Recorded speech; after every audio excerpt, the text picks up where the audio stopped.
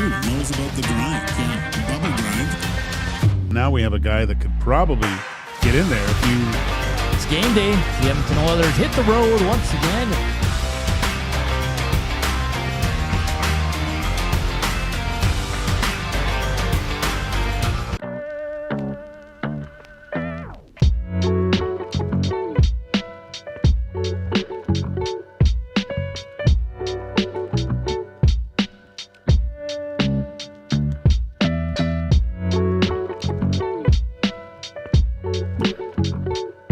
A very good Tuesday afternoon to you. Welcome to EST Afternoons live right here on Edmonton Sports Talk, your clear choice for Edmonton Sports, presented by Play Alberta. Can use those promo codes EST Sports. Deposit 20, get a $50 free bet. YG50, deposit 5, get a $50 free sports bet. Matt Iwanyk in for Hernan Salas. Once again, I'm alongside Joaquin Gage and Zachary Kubish, the Cube. The Cube. How does Reed really get? Like he The Cube. Yeah, like he's crushes that. We're live in the William Huff studio. William Huff. Since 1952, they've been providing industry-leading advertising solutions for thousands of valued clients. Their unparalleled customer service, combined with decades of industry experience and a desire to make every job the very best it can be, it's what they call the William Huff Advantage. Visit their website, williamhuff.com. Give them a shout. 780-454-4536. Lots to get to on the show today. It's a jam-packed 2 hours we've got coming up. In about 20 minutes' time or so, Dave Naylor from TSN, he will stop by. We'll talk some Canadian Football League. We'll talk Taylor Elgersma, who was cut by the Green Bay Packers, and what's next for him. At 1:40, we'll do Faces of the Franchise. At 2 o'clock, we got Bryan DeArdo of CBS Sports to talk some National Football League. That league, they're about to start, didn't you know? In a Which week league? and a bit. The National Football League's about to start. Oh, the National Did you hear Football about this football league? Yeah, it's hard not to, Matty. Yeah, it's they might make it. We'll talk Bryan DeArdo at 2 o'clock. 2:20, Heat and Smoke. I've done it once, I believe, before. No, I've done it twice. I'm 2-0. I think I beat you one time. And I think, or did I ever do it against? I know I beat Hernan. Hernan always says he wins, though. No, that one I beat him. All right. Oh, yeah. And then, yeah, that's going to be the show. It's going to be a fun afternoon here. Where are you on Aruba? In the office? You're the first person to ask me. Well, yeah, I cared about you. That's why. Oh, I just say I think it would make a lot of sense. Reason? There's 11 guys here, and we don't exactly prioritize cleanliness that well. No. And I think, and look, this has kind of been my month to clean. Well, like we've pushed things back. I think this was supposed to be my month. There's just been a lot going on. I haven't had the time to settle in and do it. I would still do it, but I just imagine we got a bigger space here now. Yeah. Once a month of a vacuuming is not enough. No. Especially when winter starts coming around, too. Winter starts coming around. What is going to be the protocol with the shoes? That's what I wonder. I think like the other place, you could bring them up. You think that you should take them off? Is it taking shoes off at the bottom of the stairs and coming up? I think you could keep them on. Really? I don't know. Do you not think so? I will say we don't. Now it depends on where you go. I think most of it's like you don't have to walk far into the building. So if you stop your feet I know, off but you're coming from somewhere. Usually, that's true. So right? Do we all need indoor shoes? Well, I have my slippers, right? And I know sometimes it's tough to take your shoes off or whatever, but I think, we are Canadian. When you go over to someone's house, we do take our shoes off. We do, but I've never taken my shoes off going into another office, like into a business before. Like the only businesses I've done that for, I used to have to do it at where I got my haircut for one point. Well, they give you little like things that you could put over your shoes. Little shoe condom. Yeah. Yeah. I'm trying to think where else, like whenever you go to like a physiotherapist or something like that, or doctors, you would take them off. Yeah. But that's also, there's like a cleanliness to that part of it there. But like if I'm walking into any other business, like if I walked into a lawyer's office, I wouldn't be expected to take my shoes off, would I? Yeah, but that's not your home. Although this is a business, this is more like a home too. Yeah. But how many doctors' offices have carpets as well? It'd be hard with the carpeting here. See, I'm just looking at the we'll need to get I'm saying we, but you is because of the stairs to clean them, we'll need a mop. And I do know. I know I need to. So there's when Jay and I went to Dollar Tree last week for Jay and Matt Eats, Yeah. I was looking at the cleaning supplies because I'm like, I need a few things. I said we need a mop. Jay said we didn't. But we'll need a mop for those stairs. That's a good for point. sure. I was going to make a run to Costco in the next week or two to get some extra cleaning supplies. I don't think we have anything for the toilets. Just get bleach. We're missing a few things. But back to the Roomba, like I would not want the Roomba touching this room or the hangout room.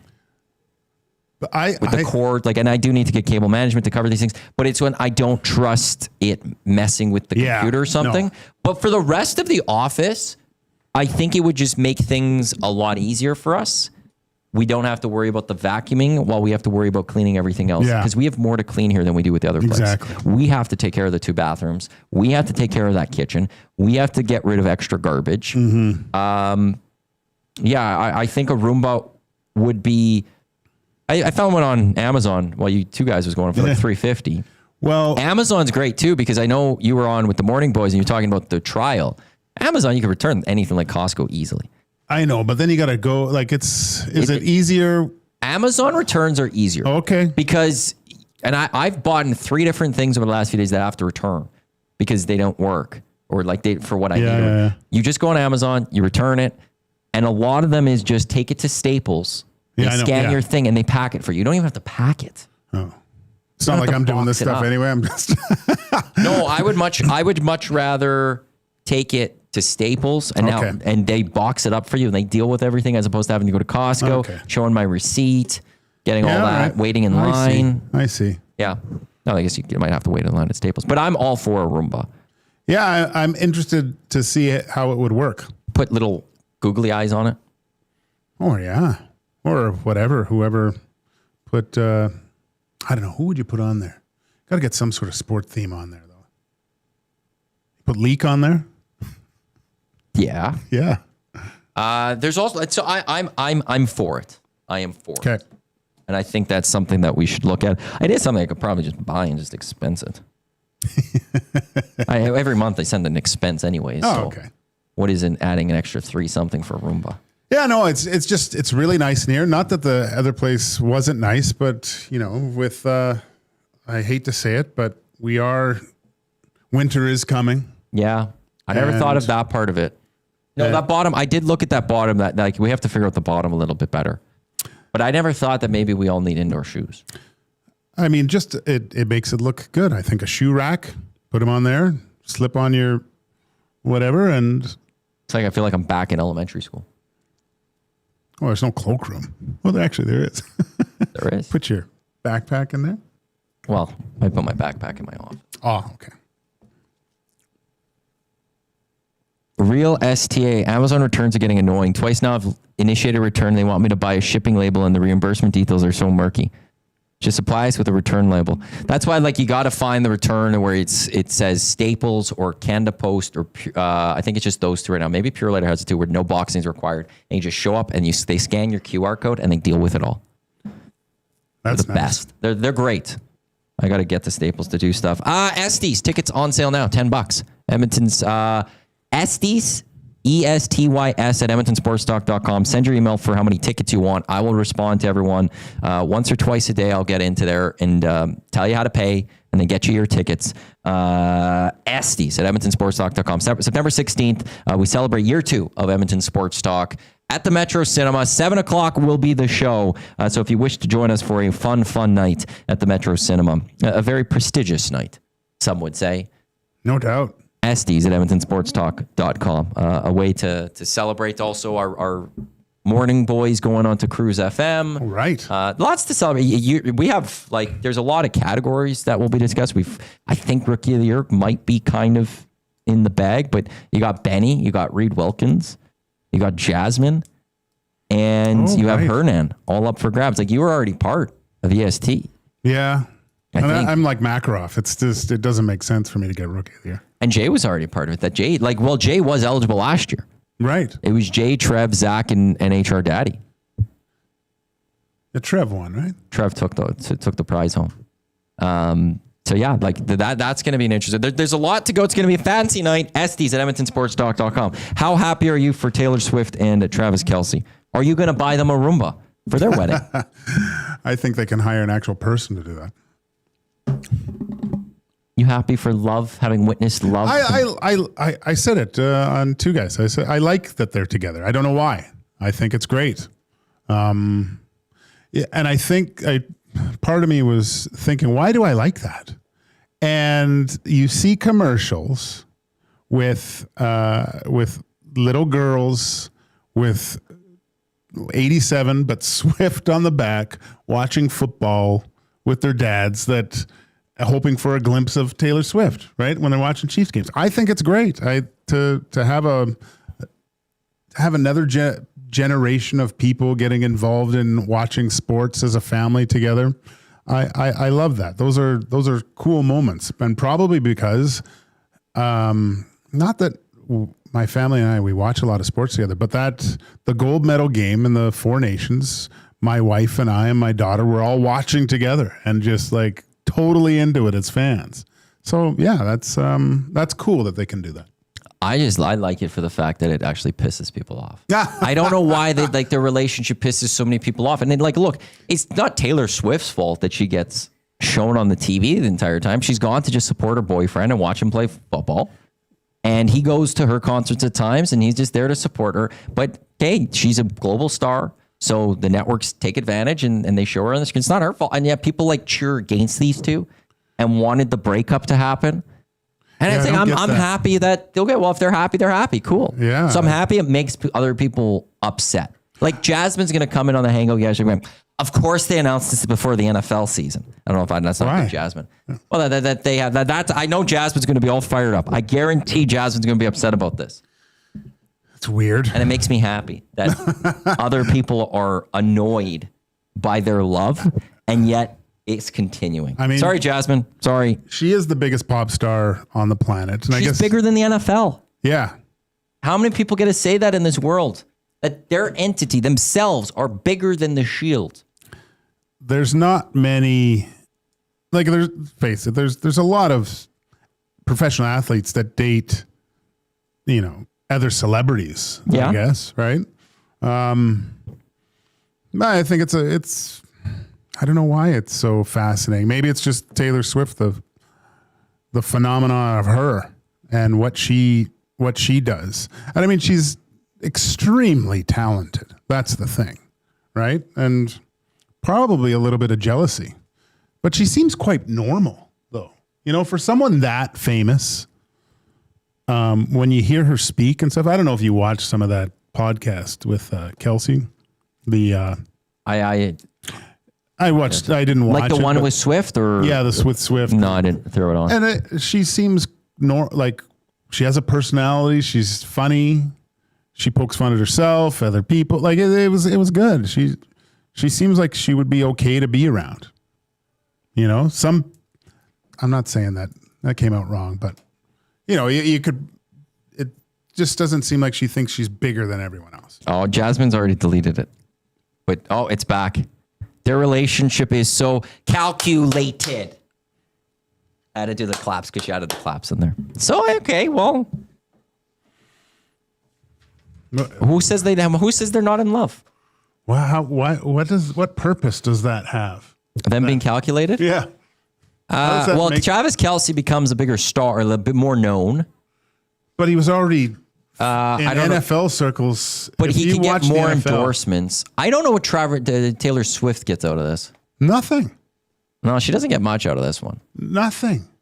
She could go to any NFL game if she really wanted that. Like she could show up at a Cowboys game and she'd be on the jumbo. Yeah, she doesn't need to be in a relationship for that. No. And they would roll out the red carpet and go, here's the box.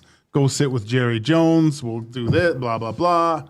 Right? She doesn't need that. And really, I don't think Kelce does either. He's a former hockey player. He played hockey as a kid. Travis Kelce gets extra endorsements out of this. He gets extra, I don't know how the money works for this, but his jerseys sell better. More people tune into his podcast. There is a business angle from Travis Kelce being in the relationship with Taylor Swift. I don't see what Taylor Swift gains out of this. And I know the one joke could be, well, she'll get the breakup album. she's had enough of those.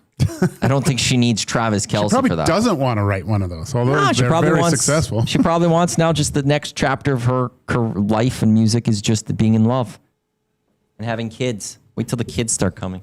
Hey. People are upset. I'm happy that people are upset. Aren't you guys annoyed having 10 breaking news alerts and your Twitter's just cluttered with it? It's easy to clean up your... I'm upset with other things being cluttering my Twitter. I can get around that Twitter. Man. It's not great, is it? No. It's terrible. Should Edmonton Sports Talk launch its own social media site? We do, don't we? We'll create our own. Okay. I'm very good at coding. I wish I was. Yeah. If there was one skill I could recommend to kids these days to learn how to code. It's going to be a very useful skill. Elks get set to take on the Stampeders Labor Day Monday. Labor Day bus completely sold out. There is a wait list. EdmontonSportsTalk.com. At the very top, it says Labor Day bus. You click there and sign up for the wait list. But we've got 2 buses full as we will head to Calgary on Monday. Zach's going, I'm going, Trev's going, Eric's going, Hernan's going, Jasmine's going, Jay's going, and a bunch of you nasties are going as well. So it's going to be a fun time. Looking forward to the Elks. 4 straight victories is what they are going for. They're going up against the Calgary Stampeders team. They're quite good. They are absolutely quite good. The line right now, that's now dropped to, okay, so it's moved a bit. Yesterday it was 8.5. It dropped to 7.5 during the hangout. It's back up to -8 for Calgary on this one. So the Edmonton Elks still 8-point underdogs going into Calgary. Hamilton 5.5-point favorites as they host Toronto. And Saskatchewan 6.5 points favorites against the Winnipeg Blue Bombers. Your thoughts are always welcome in the River Cree inbox. Happy hour 525 drinks available Sunday to Thursday from 9 a.m. to 7 p.m. That'd be right now. If you head to River Cree Resort and Casino, you can take part of their happy hour deal. 780-218-9999 is the River Cree inbox. He's Joaquin Gage. I'm Matt Iwanyk. We'll get to a Zach Sports update and on the other side of the break from TSN to talk some Canadian Football League. He's one of the best that covers it. It is Dave Naylor here on Edmonton Sports Talk, your clear choice for Edmonton Sports.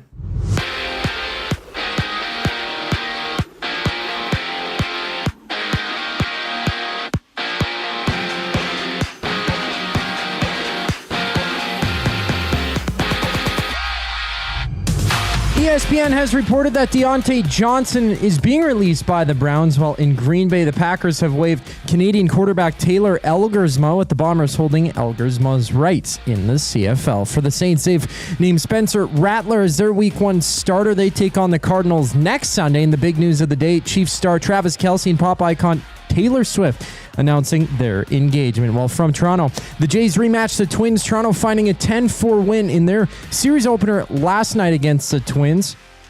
They lead the AL East by 5 games over Boston. Chris Bassett gets a start, first pitch at 5:07. In other news, Ryan Borutsky has rejoined the Jays on a minor league deal, and the Red Sox do play today. They opened the night at 4:35 against Baltimore. Orioles losing 4-3 last night. After that, it's the Yanks and Nationals going toe-to-toe. The Royals and White Sox matching up before the Pirates meet the Cardinals. In tennis, Canadian Denis Shapovalov has advanced to round 2 of the U.S. Open. This sports update is brought to you by Windsor Plywood Leduc. Locally owned and operated since 1993, they're more than just plywood. They offer everything from doors and flooring to decking, fencing, and custom millwork. Windsor Plywood Leduc. They're the experts you need to know. Stay locked in here on EST. Dave Naylor up next. I'm Zachary Kubish, and you're up to date. The Nielsen Show with Lieutenant Eric. And we're taking the Nielsen Show to FM radio, and we will be the first sports talk show on FM radio in Canadian history. September 3rd, that is next Wednesday. The Nielsen Show to start will be on Cruise FM 95.7. So in the morning, you will be able to just push 95.7 and you'll get the Nielsen Show unchanged. The Nielsen Show with Lieutenant Eric. Weekday mornings 6 to 9. Only on Edmonton Sports Talk. Your clear choice for Edmonton sports. Since 1952, William Huff has been the heartbeat of Edmonton's advertising world. From humble beginnings to a citywide powerhouse, we've been the go-to for signage from print to design and installation. Partnering with Edmonton's top sports franchises and major events, we've helped shape the city's global reputation. Our secret? Unmatched customer service, decades of experience, and a passion for excellence we call the William Huff Advantage. Visit us online at williamhuff.com. Goodbye. You sure are going to miss them, but their room would make a great yoga studio. Store their childhood treasures safely with Sentinel Storage and find some space for you. Try 4 weeks free. sentinelstorage.ca. The Canadian Brewhouse is turning up the flavor this summer with our new summer feature menu. Try our jerk chicken skewers, Cajun shrimp tostadas, and street corn salsa. Bold bites made for patio season. Get them while it's hot. The Canadian Brewhouse. Our house is your house. The leaves are turning, and just like golf season, time is running out to get in on Play Alberta's biggest offer ever. For a limited time only, new players can get up to a $1,000 casino bonus when they sign up. There's never been a better time to join the fun. Visit playalberta.ca today to get started with casino, sports, and lottery all in one app. Must be 18 plus to play. Remember, if you gamble, please use your game sense.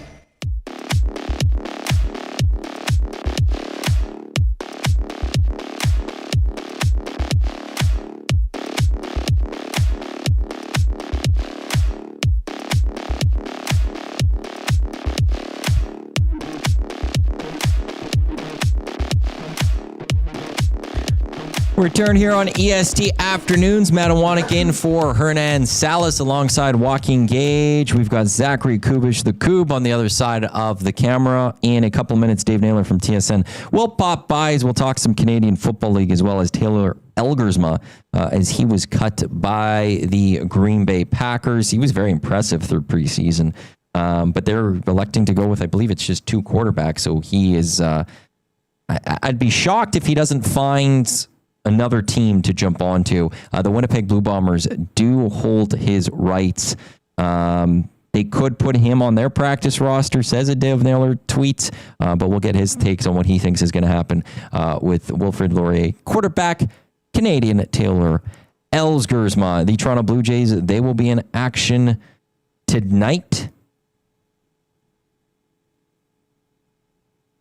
Why am I not seeing there? They're hosting the Minnesota Twins. 5:07 first pitch right now when you look at the Toronto Blue Jays. They're 5 games up on the Red Sox, 5.5 of the Yankees on the American League East. I just find it fun watching the overall baseball standings. The Brewers, best team in baseball. The Jays only 5 back, 3rd best record in all of baseball. You on the Blue Jays bandwagon yet? Of course. Are you? Oh, I got my ticket. Let's just say that. You got your ticket, you just haven't jumped on the bandwagon, like actually gone on. What are you waiting for? September? Yeah. Okay. That's fair. Yeah. That's usually the time. I don't know. There's something about baseball just being... I've always been... It's more intensified. So even once September rolls around, it's still regular season, but it's just more fun. Once you get into the actual... You start seeing the magic numbers and the clinching. Yeah, but I really like the baseball postseason. It's the best. Watching, it's the only time I can watch a full game usually, unless I'm there.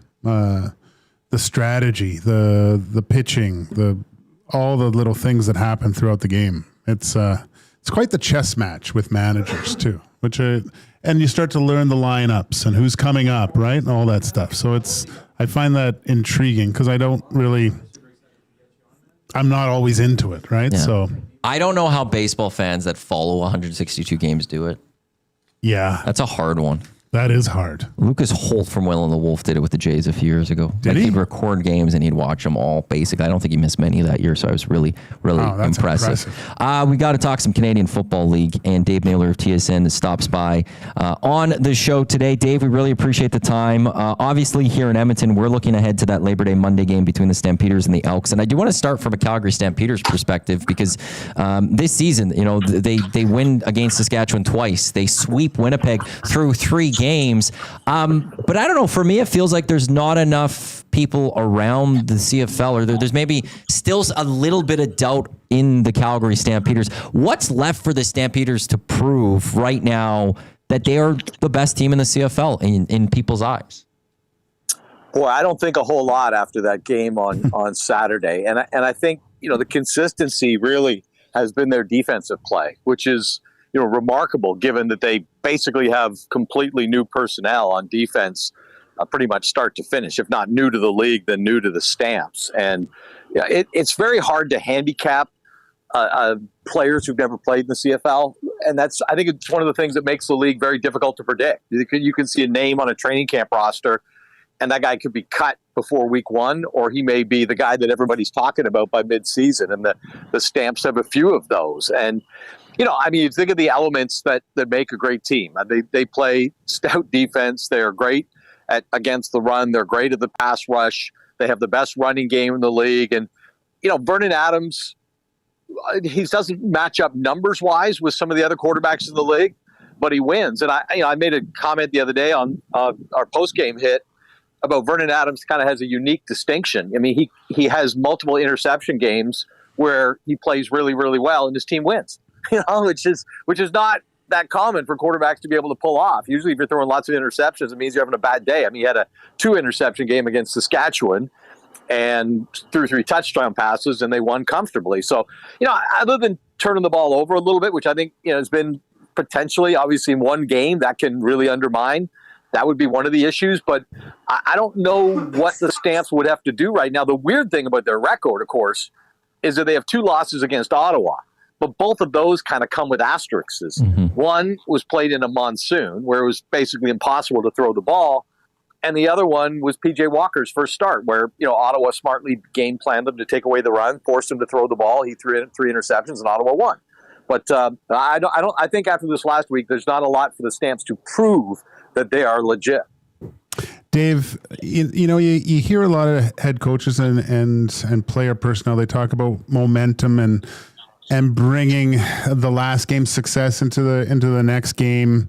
They all say it's to a man. They seem to always say no. There's no such thing as momentum. It's built from the start of the kickoff. But with both teams, Calgary, as you mentioned, beating the wheels off in the last game, Edmonton winning 3 games in a row, is there an advantage to the Elks feeling a little bit good about themselves? Because we see that spread still at 8 points. Is there a chance for the Elks here, or is Calgary just too good right now?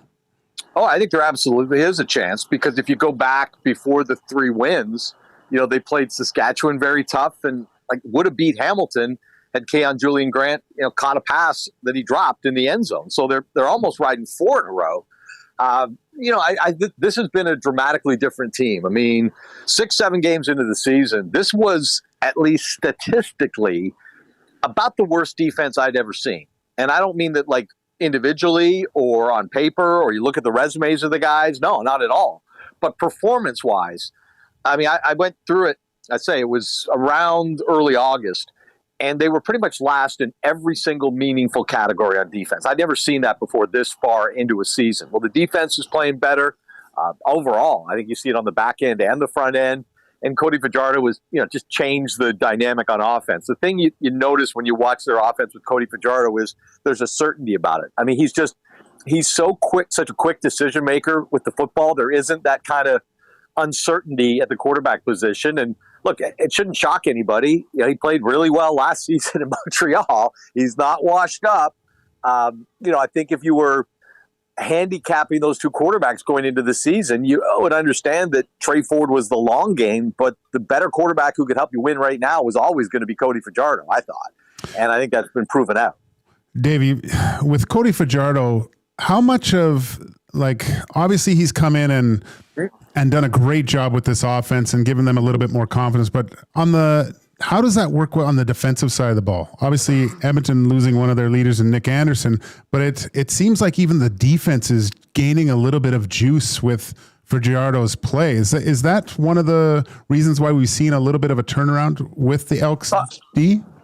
I think there's 2 things. When the Elks went into that bye week where they made the quarterback switch, that was the conversation in the media among the fans, and were they going to make the quarterback switch, and ultimately they did. But I do believe that week there was probably an equal amount of concentration in the building and among the coaches on defense in trying to fix that. So I don't think it was just, switch the quarterback, watch the defense turn. I think there's certainly part of that. I think when you have strong play at quarterback, it makes everybody on your team believe more. It puts you obviously in situations where the defense isn't on the field as much if you've got ball control. And Trey Ford's offense was not really a time of possession offense. It was more of a big play offense when he hit. And Cody Fajardo, you watch what he does, right? 15 yards, 12 yards, 5 yards, 10 yards. 12. I mean, they're controlling time of possession again. So that gives the defense a breather. So I think there are a couple of reasons, why you might see that. Beyond just everybody on the team feeling more confident about their abilities. But this is, I think, the season that Edmonton needed. And I don't necessarily mean that they're going to make the playoffs, but the last few years have been treading water. Like, you went to the next year and it felt like you're kind of at the same spot. There wasn't that growth. There wasn't that identification of, the future players that were going to build on this team. And I think that's what you're starting to see, certainly over the last 4 or 5 weeks. We're with Dave Naylor of TSN here on EST Afternoons. Riders, Bombers, they have their Labor Day set coming up starting out in Saskatchewan on Sunday. Winnipeg, they're only 4 back. If the Winnipeg gets that sweep like they did last year, all of a sudden they're tied with Saskatchewan. How do you see this game playing out, and especially with the way that the 2-team season has gone? Saskatchewan looking very good. Their only loss is to Calgary this year, while it seems like the Bombers maybe are coming back down to earth after all these number of years right at the top of the West. Yeah, we keep trying to bury the Bombers, and they keep they keep getting up and doing it again to us. And even the last week, I mean, that was the first true Brady Oliveira type game that they've had all season. I know he's had lots of yards from scrimmage, but in terms of lining it up and just grinding it on the ground and setting the pace for their offense by Oliveira, kind of just chunking off big chunks of 8, 12 yards, those kinds of things. We hadn't really seen that till last week, and I know a lot of people woke up and kind of said, "Whoa." That's the Bombers we remember. And, it looks like, they're going to get some additions, some reinforcement. They signed some receivers. Ontario Wilson got released with the Jets. We'll see what will happen there. So there's a number of things that could kind of fall their way. Now, all that said, I think they're in tough because they've got 2 against Saskatchewan, and the next 5, they got 2 against Hamilton. So they're playing the division leaders 4 out of the next 5 weeks. So we're going to get a pretty good sense of what the Winnipeg Blue Bombers are by the time we get back to by the time we're about 4 or 5 weeks from now. And look, I don't think this is as good a Winnipeg team as we've seen in the past. I don't think Zach Collaros is playing as well as he has. There's all kinds of reasons why this team has not been as good. But I think weirdly enough, I think they're outpacing their play with their record. And look, the real intriguing thing for me is that if they can win the front end of this one, and all of a sudden it sets up going back to Winnipeg and the idea that they could sweep Sask, that puts a completely different jolt into the back half of the schedule here. And again, we just keep thinking the Bombers are going to go away, but this is all of a sudden a very, very competitive West Division. And you could look at it and say, well, it's going to be Sask and Calgary battling for the top, and it's going to be the other 3 battling it out for the 3rd place in the West Division, maybe a crossover. But right now, it's very difficult to sort of say where that's all going to land. You mentioned the cut of Wilson. Another player cut, Taylor Elgersma with the Packers. He had a really good preseason. It looked with those Packers. What do you think's next for Taylor Elgersma? Is it possibly practice squad with the Packers, NFL still? What do you think is the next likely thing that we're going to hear about Taylor Elgersma? Yeah, I was down I saw his second preseason game in Indianapolis where he was really impressive. I mean, engineered 3 different scoring drives in that game and played had the most snaps of any of the quarterbacks on the roster. Okay, so I think him getting cut is not a surprise. As most NFL teams like to do is stash their 3rd quarterback on the practice roster, particularly when it's somebody as inexperienced as Taylor Elgersma. And it really comes down between him and Sean Clifford, who is a 5th-round pick from 2 years ago. Basically has made 1 pass in the NFL. He's a Penn State guy, but hasn't had a lot of NFL experience. Or they could keep both on the practice roster. And the argument against Elgersma would be this.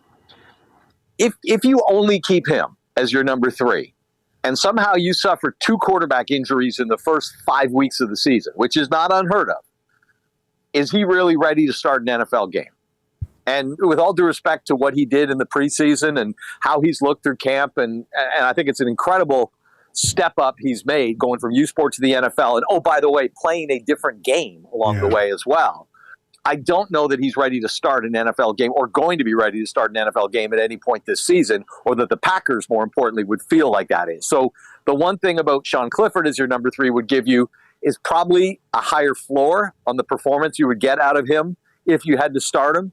I don't know that anybody, look, starting a quarterback out of U Sport to the CFL, I mean, the only rookie quarterback I've seen in my lifetime, I think, that started in the CFL out of U Sport was Trey Ford when that year with Edmonton. I have not seen another guy, and I can stand to be corrected, come out of U Sport and start a CFL game as a rookie. So, trying to do it in the National Football League, while adapting to a different game would be a tall order.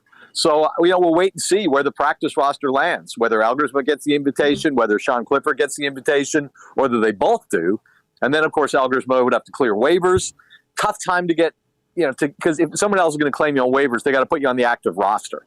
Again, not likely that somebody's going to claim Taylor Elgersma and stick him on their active roster. So, he may have a decision coming in the next few days. And that would be to kind of wait it out and see what the season brings in terms of quarterback injuries and who might call, or head up to Winnipeg, sign your rookie deal, and start, getting oriented with Winnipeg in the Canadian Football League. So could be some forks in the road coming up for him very quickly. If you could get into the mind of Elgersma, maybe his agent or management team, what would be best for him to do then for his career at this point? I think probably that you sit it out. He's not going to play for Winnipeg this year, right? Yeah. He's not. It would be an orientation fall for him. He's not going to be playing downs, other than the most extreme circumstances in Winnipeg. And of course, the money on your CFL rookie contract is nothing to return home for in a hurry either. And so I think you play it out and you'd say, okay, we'll see if we can get onto a practice roster somewhere else this year. And if not, then, the kid's 22 years old, right? So go through the offseason again, work out for teams, try to get signed, get back to a camp. I think that's one of the things you have as an advantage at this age. And it's one of the things for Nathan Rourke and why he came back last year. I think part of it is, the calendar starts to move. You start to get to be 26, 27 years. So you start burning through some of your prime years waiting on the NFL. Whereas in Taylor Elgersma's case, it's not like he's going to return like Nathan did and, all of a sudden get a big contract and the starting opportunity right away.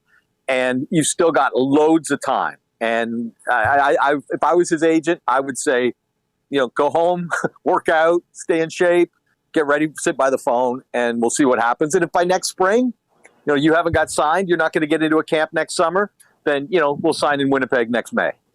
Dave, always appreciate the time. It's always great stuff when you're on. Enjoy the rest of your week. Enjoy Labor Day weekend upcoming.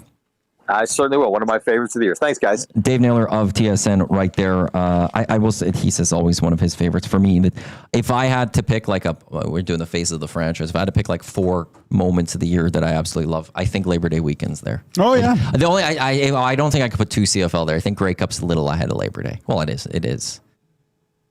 But it is one of my favorite days of the year. Really? Oh, it's just there's some. It's just was family tradition. Always did nachos with my dad and brother, and we'd watch the game. And I don't know. The Labor Day was always one I truly, truly loved. A couple of years ago, when we weren't on 12-16 anymore, the first year that I was able to watch Labor Day again with my dad, we had nachos and watched the game together. It's just a great weekend. You got great rivalries. I don't need, even taking away the NCAA out of it. It's just, I love those 3 Labor Day games that you get. Even Toronto Hamilton's always exciting. Yeah. So great weekend. This is EST Afternoons right here on Edmonton Sports Talk. Portions of this hour of EST Afternoons brought to you by the Canadian Brewhouse. Patio season is on at the Canadian Brewhouse. Sunshine, cold drinks, and the best atmosphere. Grab your crew, head to the CBH.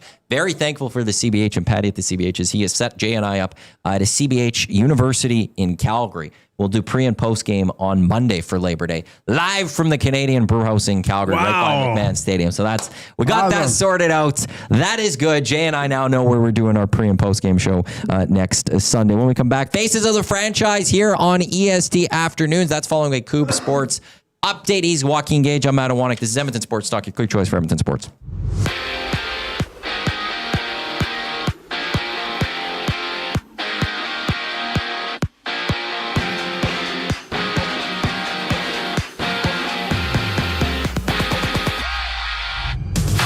Spencer Rattler is a Week 1 starter for New Orleans as they take on the Cardinals next Sunday. And the 24-year-old suited up in 7 games last season, passing for over 1,300 yards, connecting for 4 touchdowns. Elsewhere, Deontay Johnson is reportedly being released by the Browns, ESPN reporting. We also see Canadian Taylor Elgersma being dropped by the Packers. Elgersma suiting up in 3 preseason games in Green Bay, getting a touchdown with over 150 yards in the air. It's the Bombers holding his CFL rights. And out east, Toronto hosts Minnesota with the Jays putting up 10 runs to take a 10-4 win at home last night. Chris Bassett gets the ball, first pitch just after 5. In other news, Ryan Borutsky has rejoined the Jays on a minor league deal. And it's the Red Sox and Orioles kicking things off at 4:35. Red Sox 5 games back of the Jays entering the matchup. Jays first in the AL East. Later on, the Braves and Marlins go at it. Rays also face the Guardians before the Mets play the Phillies. This sports update is brought to you by the Edmonton Elks. Catch some WE football action this season as the Elks host the Stampeders September 6th. That's their next home game. Tickets start at just $20. Get your tickets now at goelks.com. The faces of the franchise brings us back on the other side of the break. I'm Zachary Kubish, and you're up to date. The EST Hangout. You deleted that picture. I thought I was going to get in trouble, so I deleted it. Okay. A picture of you fishing? I was in the nude. He tweeted a picture. It was just my butt. But it was funny, though, because like the last thing I talked to Glue Guy about before I went on holidays, he's like, go fishing and take a photo nude and send it to me. And I was like, oh, okay, I can do that. The EST Hangout, presented by Sentinel Storage. Weekday mornings 9 to 11, only on Edmonton Sports Talk. Your clear choice for Edmonton sports.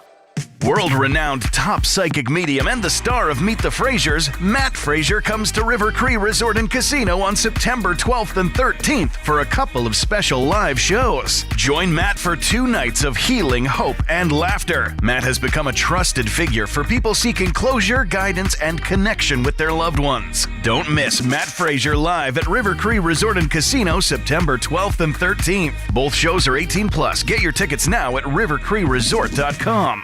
Looking for quality building materials and friendly advice? Visit us at Windsor Plywood Leduc, family owned and locally run since 1993. From interior materials for doors, flooring, baseboards, and all the finishing touches to all you need for your outdoor projects like cedar lumber for decks and fences, plus all the plywood you'd need. Our full-time on-staff carpenter can help with anything odd-sized or custom, and from domestic hardwoods to exotic selections, we've got you covered. And if we don't have it, we'll track it down for you. Windsor Plywood Leduc. We're the experts you need to know.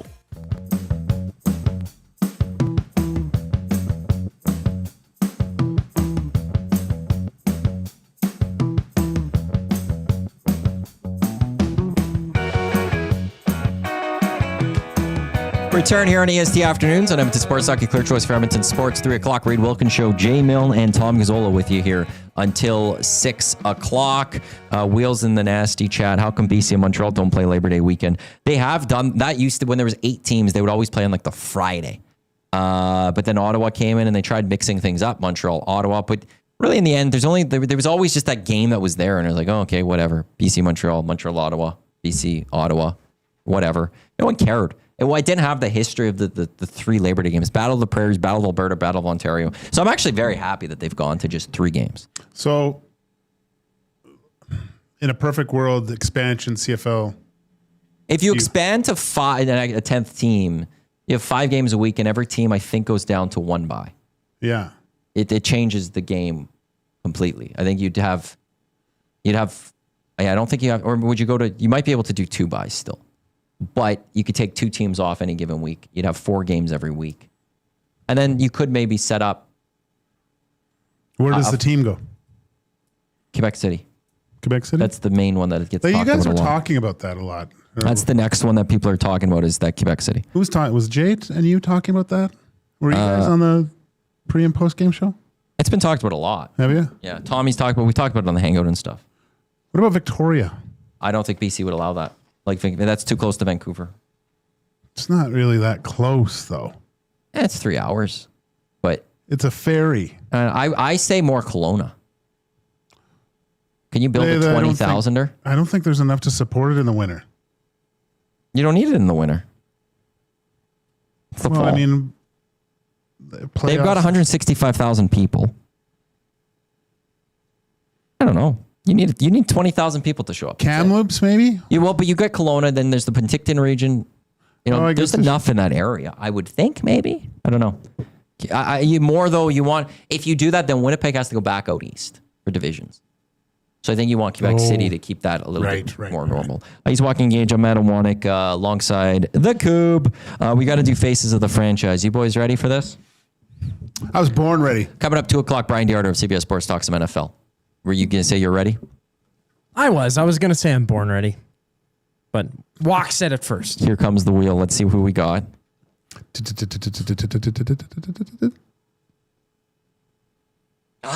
We just missed out on Colorado.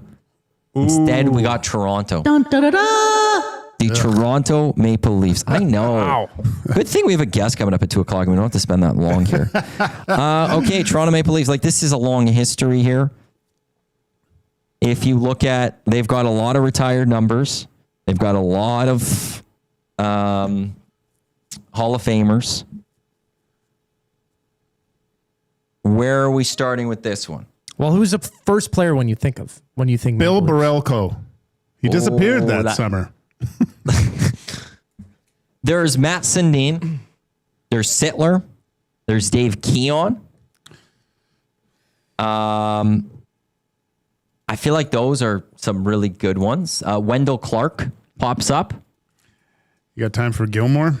Doug Gilmore. I'll say this right now. I don't think Austin Matthews or any of the young guys are falling in on this list. Wow. There's no point. No. Not even Morgan Riley.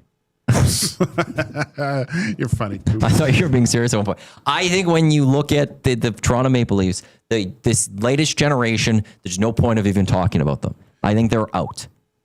Yeah, because they've been a complete disappointment. Well, Sundin never... He's won playoff series. I guess he's won some. So Dave Keon. I just want to write down Daryl Sittler, Wendell Clark, Doug Gilmore. So I've got 5 right now. What are we got here? El Presidente, Barilko, Wendell Clark. Sittler is coming up. Riding the pine, skip Toronto, respin. Well, so it's got to get done. It's got to get done. And you want to know something? I'll take this bullet for Hernan. We'll get this one done for Hernan. What were you going to say, Coop? Johnny Bauer, legendary goaltender. Yeah, he backs up the Leafs to 4 cups. Johnny Bauer goes on there. Mm-hmm. He likes Potvin. I think it's pretty easy, actually. You think it's easy? Tim Horton. Yeah. Names there. I don't know. I'm good. Okay, to me, let's see if there's anyone else that wants to throw other ones on here. Mm-hmm. Yeah, Tim Horton's still okay. So Tim Horton, second most games played. Yeah. So I'll put Horton on there. I've got 7. Am I missing a name for us to debate here? Matt Sundin, Dave Keon, Daryl Sittler, Wendell Clark, Doug Gilmore, Johnny Bauer, and Tim Horton. Zach Hyman. Ty Domi. Oh, Ty's not a bad one to throw on this list for this conversation. If you're talking about faces of the franchise, I don't think he's going to make the cut into the top 4, but I have to throw him in being discussed here. Wendell Clark. I like Wendell Clark on there. Oh. You got so when you look at the all-timers, yeah, it's got to be Keon, Sittler, Bauer, and Horton. Really? Because I was looking at this, I was going more along the lines of Keon, Sittler, Clark, and Gilmore. Well, I think you have to have shoot. I think Wendell Clark's got to be in there. Solomon. I know. I didn't mention him, did I? The Big M. Mahovlich. Oh, Frank Mahovlich. How do we forget Frank Mahovlich too in this?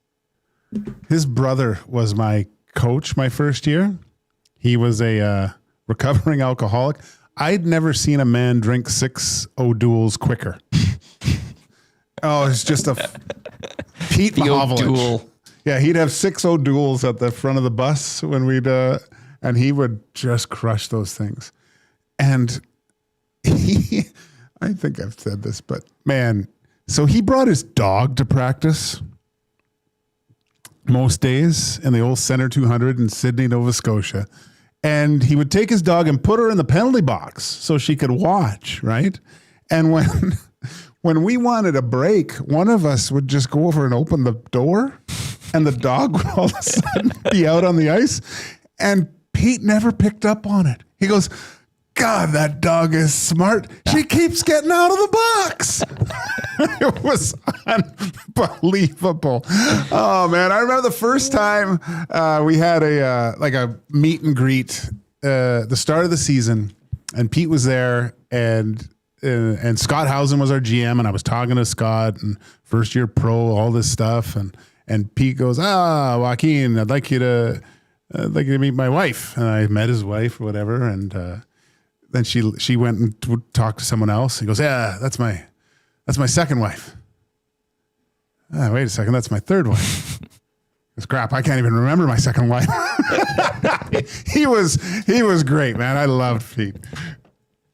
Okay, so is there any guarantees that we just have to? They're in. I think Dave Keon's a guarantee. Keon, what's Keon's? He played Dave from Keon's 1960 to 1975. He's Four-time Stanley Cup champion, elite two-way center. Conn Smythe, 67, inducted into the Hockey Hall of Fame. So, Keon, yes. I think you have to go Sittler, too. I was going to say Daryl Sittler needs to be there. Over 1,100 points, 10-point game, Leafs captain. Okay, I'm going to say this. Tim Horton's out. Yeah. Matt Sundin is out. Yeah. Ty Domi's Why is out. Matt Sundin out? Because when I look at this list of what I have left, I can't put Matt Sundin higher than some of these guys. Although he's the franchise leader in goals and points. I know, but okay, because it's Dave Keon, it's Daryl Sittler, it's Wendell Clark, it's Doug Gilmour, it's Frank Mahovlich, and it's Björn Solming. I think Soloming has to go on. I do too. I think he needs to get in this, and I think it's... Does Matt Sundin over Wendell Clark? I'll just start there. I feel like it's Wendell over Matt. Wendell's over Matt. Yeah. Right. So now because I'm with you on Solming. So Keon, Sittler, Solming. So it's Doug. I think it's Clark over Doug Gilmour too. Yeah, I think so too. So now the question. So now does Johnny Bauer still get into this conversation? So Wendell Clark, Johnny Bauer, Frank Mahovlich for one more spot for the Toronto Maple Leafs face of the franchise. Yeah, you have to go Bauer. Yeah. Over Frank Mahovlich. Yeah. And like, this is weird because Matt Sundin, as you said, all-time leading scorer. He's all-time, most points, most goals. Led this franchise for, Aidan O'Neill says he led the franchise for over a decade. But the thing is, the Leafs have a long history. Yeah. That a decade isn't actually that long for the Toronto Maple Leafs. Yeah. Like in terms of their history on this. And you're leaving out a lot of other players then. Johnny Bauer? Okay, so... Backstop the Leafs to 4 cups. Keon, Sittler, Solming. We're guaranteeing those. Okay, I'm going to go around the room. And we're going to try to just vote on this. So there's Sundin, Clark, Bauer, Mahovlich. Those are the 4 then maybe I will say here. Your vote is for? Bauer. Your vote? Bauer. I don't even get a vote then. Johnny Bauer it is. Who are you thinking though? Just out of curiosity. Were you thinking Sundin? No, because I think Wendell Clark is, to me, as much of a face as Sundin, and I think he would stand out a little bit more than Matt Sundin. Isn't it funny how when you hear a person's name, well, for me anyways, all I hear is Bob Cole yelling out their name. Well, especially when they're Toronto Maple Leafs. Wendell! Scores! Is it fair to say, to a degree, Wendell Clark he was that face before Matt Sundin? Yeah, he was. So how long was Wendell there? Wendell Clark. Wendell was there from 85 till 94, then went Nordique Islanders, came back for the Leafs for 3 more years. So 1, 2, 3, 4, 5, 6, 7, 8, 9, 10, 11, 12 seasons. And then came back in 99, 2000 for one little final time. So that's where I would have went, was Clark over Sundin. But I don't know. I Frank Mahovlich just screams Toronto Maple Leafs too. But we forgot about him at the start. So I'm okay with this list. What are you going to say? I'm fine with it. I'm fine with it. It's hard because, again, with a team with such a long history. We had a much easier time, Hernan, Benny, and I, doing the Habs. Like there was just a couple of guys with the Habs that it just seemed very easy. The Leafs, there's just so much recently, or like so much like in their history that I don't know. There's just a lot of good names to choose from. Well, and there's some historic names from the Habs, right? Like there are some big names. Not that there's not icons from the Maple Leafs, but there's a lot of them. We did Richard. We did Beliveau. Plant? No. What? Plant wasn't in there. Or did we do Plant? You have to. No, we didn't. Are you or serious? Did we? I wasn't here. I mean, I know. I'm just trying to remember because then we had. you had Waugh in there, didn't you? I don't think we put in Waugh. Really? Or did we put in Waugh? I don't remember. We had a goalie in there. I don't remember which goalie. So it was, but we had Guy Lafleur, Beliveau, and we had Rocky Richard. I can't remember what goalie we had now. Maybe we did have Jacques Plante. Okay, because if you didn't, like he. But like it came down to Carey Price, Patrick Waugh. I had Dryden. We did Ken Dryden. That's what I was thinking. Really? God, it was unbelievable. It was about 9 years that he had there. Yeah, but the first three were easy. First three goals. Yeah. The first three were easy. It was that fourth. Who do we decide on the fourth? Toronto, I feel like. Oilers legend. I think we could take a lot of people out of this and switch them up, and we're still okay with the Toronto Maple Leafs. But it's locked in. Right. I'm locking it in. Face of the franchise for the Toronto Maple Leafs. Salming, Sittler, Keon, and Bauer. I like it. And now the Toronto Maple Leafs are over. You guys don't have to have the discussion ever again. Maddie, they've been done for a long time. It's weird not putting Matt Sundin on there, though. He's in the pro shop. And Wendell Clark? Concession? He's handing out tickets to get into the park. That's how this one goes. Second hour of EST Afternoons. We've got Heat and Smoke coming up at 2:20, but up next, Bryan DeArdo from CBS Sports. We're going to talk some National Football League as a week and 2 days from now, next Thursday, NFL season will get going. We will talk with Bryan DeArdo, Little National Football League. He's Joaquin Gage. I'm Matt Iwanyk in for Hernan Salas. We'll get to a little break. Kuba have a sports update, and then we'll back here on EST Afternoons on your clear choice for Edmonton Sports, Edmonton Sports Talk. The Lock Shop. Okay, so it's not like, she's due in 3 weeks. You in the bet. This baby has to be breathing. Yeah, Travis needs to impregnate her basically by the end of March this year. Safely, or say maybe mid-March. You never know. Sometimes babies are a couple weeks late. So basically by St. Patrick's Day. I love listening to Huss talk about like you're a baby expert. The Lock Shop, weekday mornings at 11, only on Edmonton Sports Talk. Your clear choice for Edmonton sports.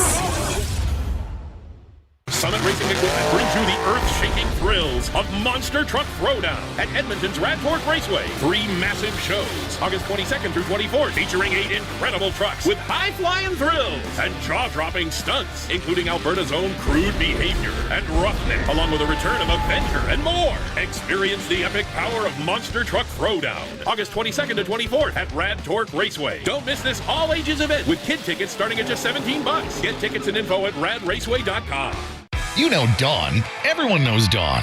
Dawn from Frontier Cartage. That's right, it's me, Dawn from Frontier Cartage, where we're setting the standard for cartage service in Edmonton and beyond, offering city cartage, Alberta highway, short haul deck, and more. My team and I are bringing our years of industry experience and expertise to every mile. Join Dawn and her boys in a new chapter in transportation excellence, dedicated to exceptional service. Call Dawn at Frontier Cartage, 587-222-5826. You've heard the name, but what does it mean? For over 66 years, William Huff Advertising has supplied signage from screen printing to digital to LED with design, production, and install in-house. It's a one-stop shop for all your signage needs. Edmonton owned and operated, William Huff has been trusted by the biggest companies and teams in the City of Champions and many others across the country to do the job. If you're looking for a way to get the word out about your company or event, they are the answer. Go to www.williamhuff.com. Their results speak for themselves. The Canadian Brewhouse is turning up the flavor this summer with our new summer feature menu. Try our jerk chicken skewers, Cajun shrimp tostadas, and street corn salsa. Bold bites made for patio season. Get them while it's hot. The Canadian Brewhouse. Our house is your house.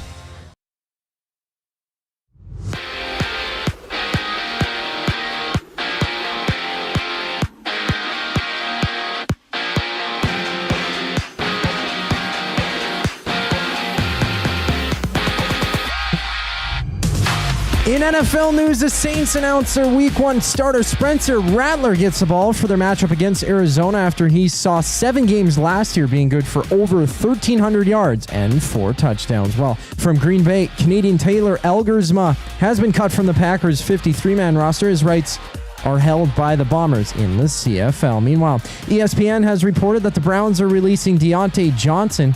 And in the MLB, it's the Jays first in the AL East, up 5 games over the second-place Red Sox. Toronto faces Minnesota once again tonight. They won 10-4 last night. First pitch just after 5.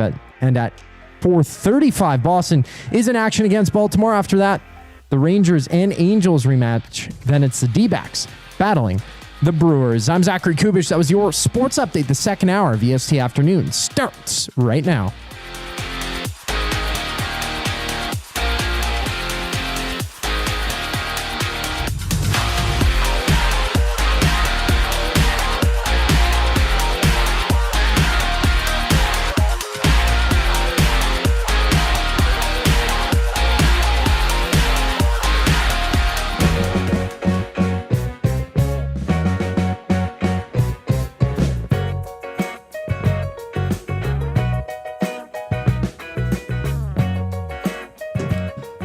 We're back here on EST Afternoons. Matt Iwanyk in for Hernan Salas. We'll be back on Thursday alongside Joaquin Gage and Zachary Kubish in a few minutes.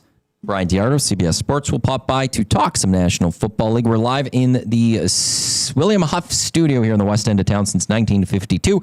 William Huff has provided industry-leading advertising solutions for thousands of valued clients. Unparalleled customer service combined with decades of industry experience and a desire to make every job the very best it can be is what they call the William Huff Advantage. Visit their website, williamhuff.com. Give them a shout, 780-454-4536. We're live across Edmonton Sports Talk audio channels, edmontonsportstalk.com, TuneIn, iHeartRadio, Apple Music. We are live on YouTube, and thank you to everyone for listening to this on podcast, wherever you get your podcasts. Very, very excited on next Wednesday. You'll be able to listen to the morning show on 95.7 Cruise FM. So be sure when you're in your car to get on your preset 95.7 is 6 to 9 every morning, Monday through Friday. The Nielsen Show with Lieutenant Eric will be airing on that station. So get ready for that one on Wednesday. If it just helps, it's just another way to listen to our morning show. And if it goes well, we'll see where that takes us and Cruise FM together. I guess we will. I wonder if they have a Roomba. Where is Cruise? West End, across the street from the Global Studios, actually, across Gateway Boulevard. Oh, okay, yeah, that's and what there's I a tower, and it's Cruise and Play 107 is there. Okay, I need to get Ryder and Lisa maybe in one day for the hangout. That'd be great. I'll have to plan that and see if I can connect with them. Heat and Smoke coming up, 2:20. First, let's talk some National Football League. Next Wednesday, Morning Boys are on Cruise FM. Next Thursday, the National Football season gets going. And Bryan DeArdo of CBS Sports hops on the show with us right now. Bryan, we greatly appreciate the time. As we're getting set for the regular season next season, we are seeing cuts happening with teams across the National Football League. So far, is there any surprises that you have seen from cuts across this NFL?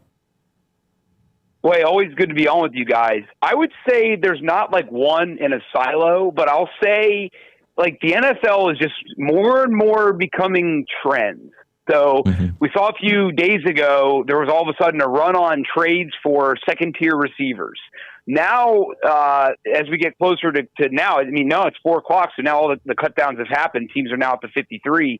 We saw a lot of quarterbacks get released that I was surprised. No starters, obviously, but, hey, I mean, the Eagles releasing, Kyle McCord, a 6th-round pick.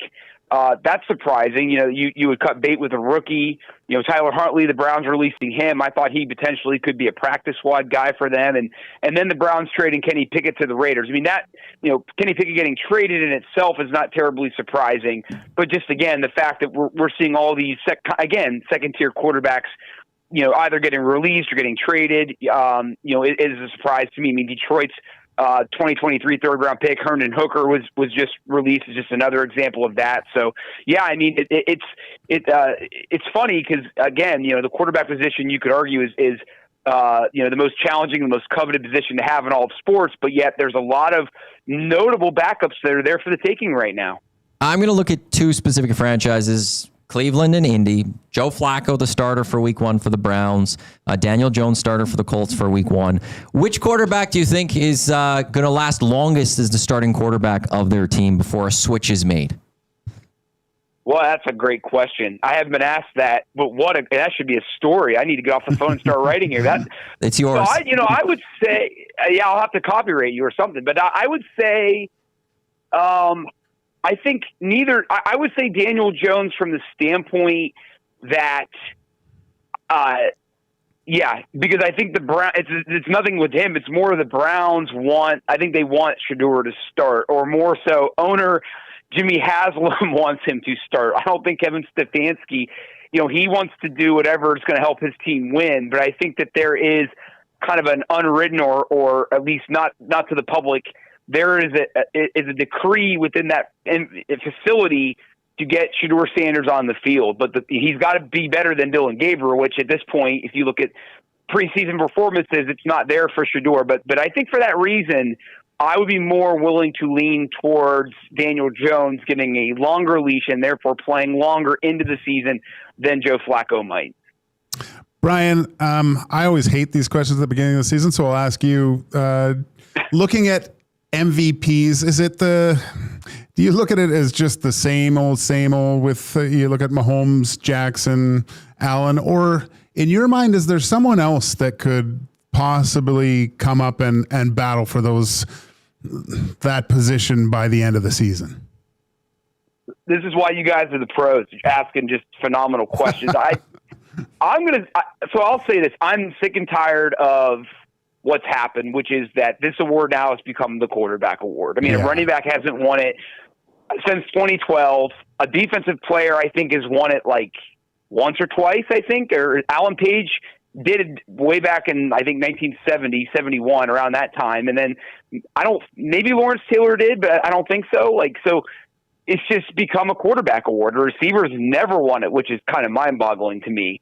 So with all that being said, like last year, for example, Josh Allen was a nice, deserving, recipient, but his numbers weren't that great. I would have given it to Saquon Barkley. Now, I am a big running back fan, so that my bias is certainly there, but the guy ran for 2,000 yards in 16 games. Like, what else could he have done? And he led the NFL's best team to a Super Bowl. I know they don't include postseason accomplishments into it, but the Eagles were, as we could all see, were one of the league's best teams during the regular season. That being said, Joe Burrow is my preseason pick. I think he would have won it last year if the Bengals' record was better. But I mean, he won the Triple Crown, I believe, for passing. There's no reason to believe that his numbers won't be good this year. The one issue he runs into is that defense still is not very good, and oftentimes the guy that's the front runner typically doesn't end up winning it. So, however, I just got off the phone with Bijan Robinson of the Falcons. He could be a dark horse if they decide to give it to somebody not a quarterback, or Saquon Barkley. But Joe Burrow right now is my preseason favorite. So, Brian, I know last season with this player that there was talk about him coming back for playoffs. I'm glad he didn't, but Aiden Hutchinson. How has he looked at the beginning, and has the injury completely healed up? And could he possibly be on the outside looking in as, well, a possible defensive player of the year, obviously, but maybe an MVP with just his leadership and how he goes? It seems like just the heart and soul of that Lions team. Couldn't agree more. And it's funny how kind of overlooked he's been in the recovery and the rehab. I mean, by all accounts, everything is going well. Nothing is going beyond the point where you would. And I think that's probably why he's being overlooked, because the recovery's gone well. He's done well, But I think the big question for any athlete at that level, any sport, right? You come back from a big injury. I think a lot of times it takes 2 years to really get back. And I think that's the thing when you look at Aaron Rodgers. I know different position, but I think one of the things that people weren't discussing last year was he was a year away from a major Achilles injury, and he's 41 years old. So the fact he even just played in 17 games at all and put up Pro Bowl-like numbers, I think, was a testament to him. So I think for Hutchinson, I think it's going to take a full year for him to be really back to where he is or was. That being said, I still think he's going to put up Pro Bowl-like numbers. He's going to have to because Detroit's going to need it. And but as far as I wouldn't be shocked, but I would certainly be surprised if he was in the Defensive Player of the Year argument. That being said, if he's putting up normal numbers and Detroit's winning, then he definitely enters the conversation. With Bryan DeArdo of CBS Sports talking some National Football League. Out in the AFC, you've got the Chiefs, you got the Bills, you got the Ravens, maybe the Bengals knocking on the door a little bit as well. Who is a team outside of, especially those top three, that you think is maybe the one team that maybe can find a way to be with those top three as we're looking towards the end of this regular season, looking to playoffs as maybe one of the best teams in the AFC? Is there that team even? In the AFC? Yes. I think it's you could say, so I'll throw a few teams at you. I think the Texans have, it's funny, in this entire league, and you can name them on one hand, how many teams have won playoff games each of the last 2 years? The Chiefs and then the Texans. I don't know any other team that has, just offhand. And the Ravens, I think. So that's it. I mean, maybe the Bills. So like very, very few teams have won playoff games back-to-back years. So Houston's done that. They play in an easy division, relatively speaking.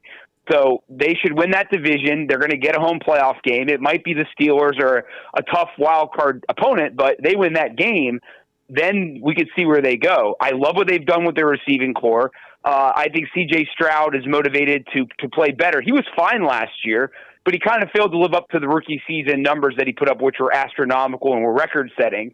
So I think they could be a dangerous team. And I think the Steelers are certainly a team that could do something. But again, for them, it's going to be, can they win that playoff game? They've won a playoff game since the Obama administration down here. So it's been a long time. So, but that defense looks great. I'd be surprised if it wasn't a top 5 defense in the league. I think Jalen Ramsey and the addition there has been one of the underrated stories of this offseason.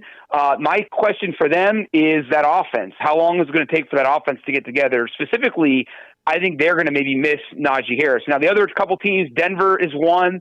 Sean Payton, I like what he's done in Denver. Bo Nix, obviously, is he ready to take the next step? And they have a good defense, but it wasn't elite last year, so we'll see if they can make the jump. And then the Chargers. But the issue is, in both those divisions, only all 3 teams can't make it in both divisions. So that means the Steelers aren't making it, or Denver isn't, or the Chargers. So, but those are 3 teams right there that I'm kind of looking at, and I'd be surprised if they make the next jump, along with Houston, who I expect to win the South. And over in the NFC, it's maybe from my perspective, it doesn't seem that it says, like, you've just listed off a bunch of teams in the AFC, and as you're saying them, like, yep, that makes sense. NFC, you got the Eagles, you got the Lions. What are the teams who else have legit shots in your eyes of possibly representing the NFC in the Super Bowl? Green Bay stays healthy. I like them, but that's been a major issue for them. Like Jordan Love is battling injuries again right now. The receiving core's taking a hit, but I mean the stability, Matt LaFleur, that defense, Josh Jacobs. They got everything you want. I mean, they don't have that stud receiver, but they've got a lot of good ones.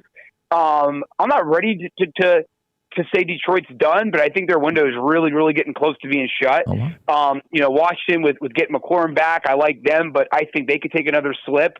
So I think Green Bay can certainly ascend. Here's a sleeper for you. Arizona is a sleeper. Do I think they're actually going to contend for a Super Bowl? No. But I think they're a sleeper. They just need to finish seasons, which they're incapable of doing. Now, Bijan Robinson is feeling good about the Falcons, and he said one of the things that's changed for them this year is they're not looking at the end goals anymore, like we need to win the South. We need to get they're kind of focused on the here in and here out. But do I think they're going to win a Super Bowl? No. So to answer your question, finally, after I was a gas bag for last minute, I think the team I would pick outside of Green Bay is Tampa Bay. But again, my question is Baker Mayfield. And I know this is very, very talk showy what I'm about to say. Can he get you to the next level? He's won 1 playoff game in his career, which is fine. Can he win another one? They lost at home last year when I thought they should have won that playoff game. Can he lead them forward? Can that coaching staff lead them forward? That's going to be a big question. But yeah, I think Green Bay could be 2 candidates to upset Philadelphia in the NFC. Catch your stuff on CBSSports.com. Bryan, greatly appreciate the time. Enjoy the rest of the day. Thanks again, guys. Bryan DeArdo, CBS Sports here on EST Afternoons. Dusty is probably driving back to scream how How could you allow someone who says the Lions might be done? Yeah, that's interesting. We'll It's see. funny those jokes only go one way, though. I thought about when he says they haven't won since the Obama administration. We get the joke, but if we were to say, "Yeah, this team hasn't won since the Harper administration," it probably goes right over his head, huh? This is what was it? Leafs last one. The Paul Martin year. Hasn't been since then. And then what? What? Who? I think they would get one. Yeah, I wonder. They'd be just Justin Trudeau. Yeah, you could throw Trudeau and you go, oh, well, it's not that bad. Right. Probably. That's the thing. They would know him. I don't even think if we went Mark Carney, they would know Mark Carney's our prime minister right now. Maybe. If we went, I haven't won since the Mark Carney administration. Yeah. We'd be like, yeah, it's recent, but they'd be like, it's so long. They wouldn't know. Yeah. It's funny though, because the Steelers, though, if there's one thing that you can guarantee under Mike Tomlin, they're not going to be below 500. No, it's incredible. His coaching record. Steelers fans are upset, and I know there's starting to be a little growing sentiment of should they fire Mike Tomlin, because that was a couple of years ago too, right? But is it still, even though what he did last year? Yes. 10-7, but losing the playoffs and losing late. As a Baltimore Ravens fan, I hope they fire Mike Tomlin. I want them to fire Mike Tomlin. There was a couple years ago, there was talking about him going to Washington stuff. I wanted it so bad because then he's not with Pittsburgh anymore. Yeah. He's damn good. He is damn good. And I look at it like you look at last year, they lose to the Ravens in the wild card game. They go 10-7. Who were his quarterbacks last year? It was Justin Fields and Russell Wilson. Yeah. Right. And he got to a 10-7 record with those guys. Russell Wilson was pretty good last year. He started too, right? Which began. Was weird. No, Fields started the first few games because Russell Wilson was hurt, if I'm not mistaken. But they announced him as the starter for the season, right? Like you look at what they've done the last few years, like 2023 Pittsburgh Steelers team. Who was their quarterbacks that year? Their full roster: Kenny Pickett, Mason Rudolph, Mitchell Trubisky. They went 10-7 and made the playoffs. And you're upset that you don't win a football game? Like Mike Tomlin doesn't bring in the quarterbacks. Oh no, that was Green Bay. Never mind. I look forward to the day Mike Tomlin is no longer with the Pittsburgh Steelers, because then the Ravens don't have to go up against the Mike Tomlin. Does he coach anymore when he's done with the Steelers? He should. If Mike Tomlin and the Steelers walk away from each other after this offseason, there is a list of teams that I can name, many teams that should be running at Mike Tomlin saying, how much do you want? We will take you. Well, how many head coaches have the Steelers had? You count them on your hand, can't you? 3 head coaches, including Chuck Noll. Chuck Noll was the head coach of the Pittsburgh Steelers from 1969 to 1991. Bill Cowher took over from 91 till 05 or whatever it is, and then it's been Mike Tomlin. Yeah. Since 69. That's crazy. When were you born? 73. In your lifetime, there have been 3 head coaches for the Pittsburgh Steelers. That's amazing. There's been 3 Oilers coaches in the past. Since COVID, there have been 3 Edmonton Elks head coaches, like full-on head coaches, taking away Jarius Jackson's interim. There have been 3 that way. And they've had 3 since 1969. Wow. Something to be said about that. It sure has a culture to it. Yeah, it's funny how that works. Weird. Teams that don't change coaches too much sometimes, maybe have continued success. Shocking. Because they're the only team that does it. They're probably Ravens. Oh, Ravens, yeah. Ravens have Harbaugh's. 2. Ravens, I think, are on their 3rd head coach. Who's that been? Harbaugh, Brian Billick, and I think there was a coach before Brian Billick when the Ravens first started. John Harbaugh's been their head coach since I think it was a year after Tomlin. So it's like 06, 07 maybe. They don't change coaches. How do you feel about your Ravens this year? I'm always nervous about my team. I'm always scared about my team. I'm always expecting the worst. I was watching some Lamar highlights. Jeez. To be that gifted athletically, man. I just don't know if they have it in them to go beat the Bills and the Chiefs. I know. Make it to a Super Bowl. You're in the wrong division. Well, they just have to be better that day, right?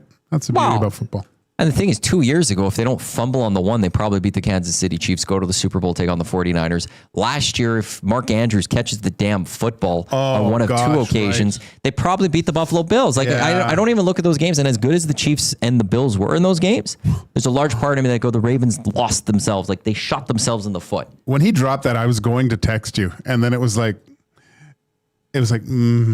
maybe I'll just let him be. Ugly. That was ugly. He's Joaquin Gage. I'm Matt Iwanyk in for Hernan's house. When we come back, heat and smoke right here on EST Afternoons. That's following a Cube Sports update. You're listening to Edmonton Sports Talk, your clear choice for Edmonton Sports.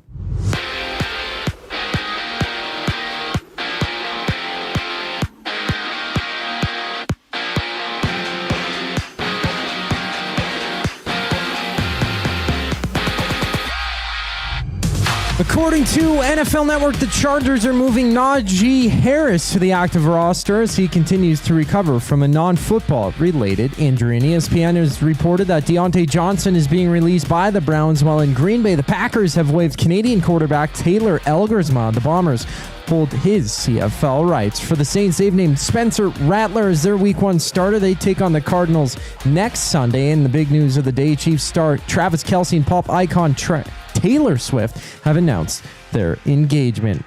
And in Toronto, the Jays rematched the Twins, Toronto finding a 10-4 win in last night's series opener. They lead the AL East by 5 games over Boston. Chris Bassett gets a start first pitch at 5:07. In other news, Ryan Brutsky has rejoined the Jays on a minor league deal. And the Red Sox, they open the night at 4:35 against Baltimore.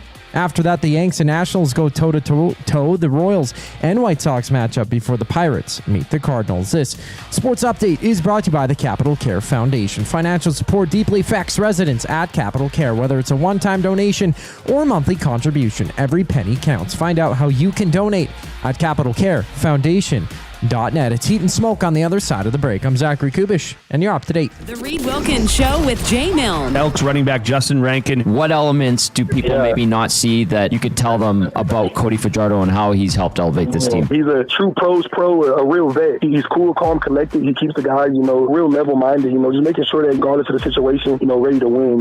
He keeps the belief within the locker room, and it's good to have someone like that on the team. The Reed Wilkins Show with Jay Milne, weekday afternoon, 3 to 6, only on Edmonton Sports Talk, your clear choice for Edmonton sports. Okay, 2 kids, 2 backpacks, lunch bags. Wait, where are the school books? Back to school doesn't have to mean the everyday rush and stress of looking for your kids' items. Have more zen in your mornings. Find space for your family's needs with Sentinel Storage. Go back to school with 4 weeks free.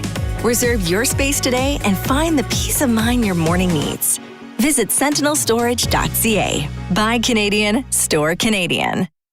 World-renowned top psychic medium and the star of Meet the Frasers, Matt Fraser comes to River Cree Resort and Casino on September 12th and 13th for a couple of special live shows. Join Matt for 2 nights of healing, hope, and laughter. Matt has become a trusted figure for people seeking closure, guidance, and connection with their loved ones. Don't miss Matt Fraser live at River Cree Resort and Casino September 12th and 13th. Both shows are 18+. Get your tickets now at rivercreeresort.com. Everyone knows when you need a truck now, you call Dawn. That's right. You call us, Frontier Cartage, when you need driver coverage or have a truck that's down. You call Dawn from Frontier Cartage. When you've got way more freight to move than you thought. You call Dawn from Frontier Cartage. When you need a truck that's available and ready to start anytime you need. You call Dawn at Frontier Cartage, 587-222-5826. 587-222-5826.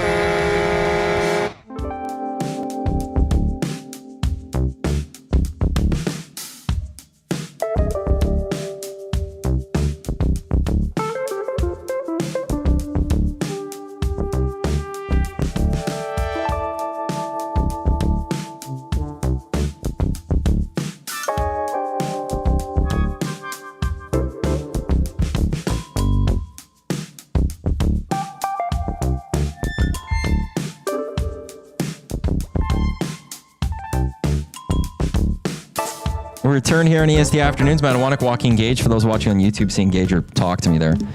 We were talking about fish and chips. He was explaining how big the plate of fish and chips was in Scotland. when he used to be there. That's the place to get fish and chips. Oh yeah. Them and Britain and all that. Yeah, it was good. It was really good. Now I'm hungry for some fish and chips. Me too. Yeah, we should all get fish and chips. I know. I haven't had it that much. I used to get it at Original Joe's, I think. This is a long time ago, but I haven't. I don't have a spot. You know how you have kind of your burger spot or this spot? I don't have a fish and chip spot. They closed down the one on downtown by, it's not Oliver Square anymore, whatever the heck that place is now called. Was it Brits? Brits. Place closed. Yeah, I think it's been around forever. I think there's still one on 51st and like County Trail. I think. I'm hungry for some fish and chips. We should get off this subject. We should. Do you have music for this, or are you just bringing your? Yeah, it's heat and smoke time. Yeah. Is there actual music for this? I think there was one. We haven't. Oh, if not, then we could just get going. It's time for heat and smoke. Sure. Joaquin Gage versus Matt Iwanyk. During one of the commercial breaks, I was telling Coop that I'm not exactly in favor of the format. Oh, okay. Neither am I, though. That's the thing. Like the format needs some polishing, I guess, before we I don't even get know into the the full format. swing of thing. It always changes. Like somebody steps up and it's like, okay, I guess we're doing it like that today. But usually the format. So what it is, it's trivia between the smoker, Joaquin Gage, and the persnickety. I don't know your nickname, Matty, but Matt Iwanyk. Don't have one. Oh, yeah. I go with persnickety for now. Sure. Let's do that. I could bring heat. Yeah. You'll be the heat for the day. I can do heat. I'm in for her now. Yeah, you're in place of the heat and you bring the heat just as much. But I pick whoever the winner was. So I think Maddie said you've won twice. I think I've won against Hernan and against Gager. So yeah, you're on a win streak. Yeah.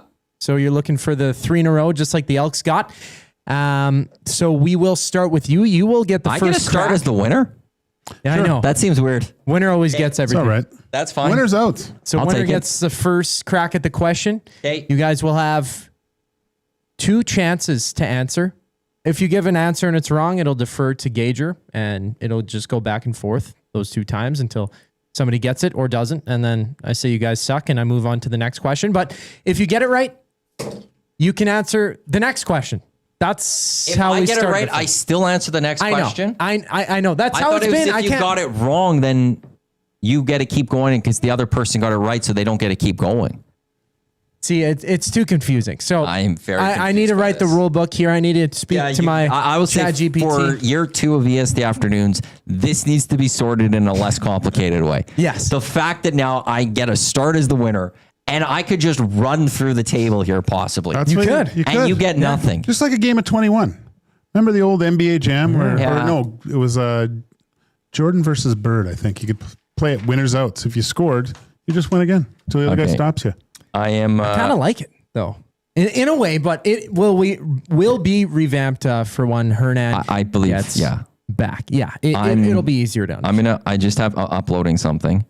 Once that's done, I will unplug my screen and I will lower my computer so I can't see any. I want that taken down.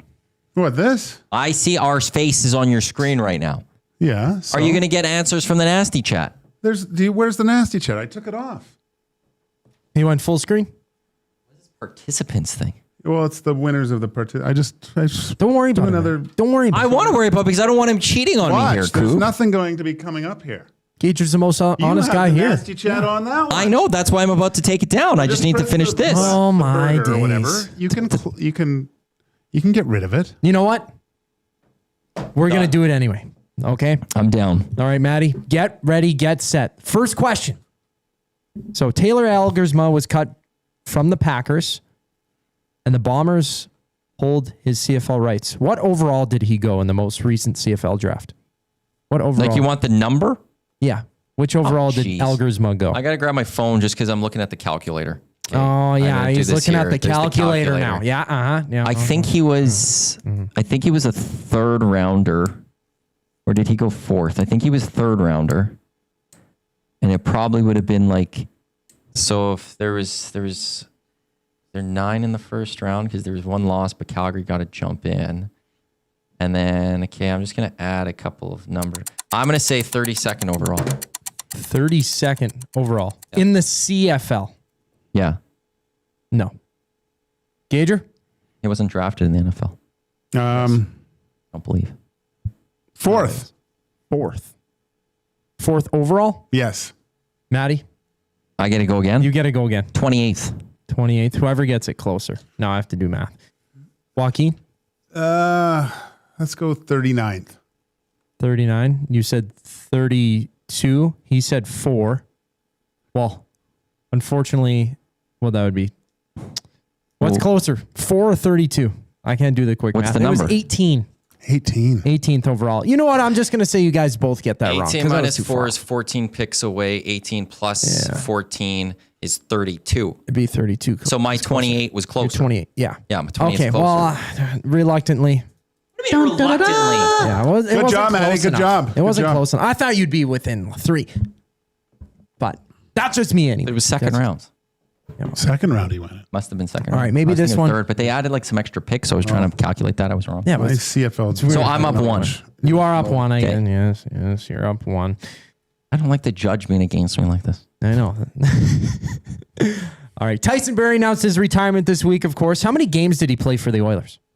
For the Oilers? And I have to do math again. I'm just going to ballpark it this time. I don't want the calculator out. It would have been 273 hockey games without playoffs.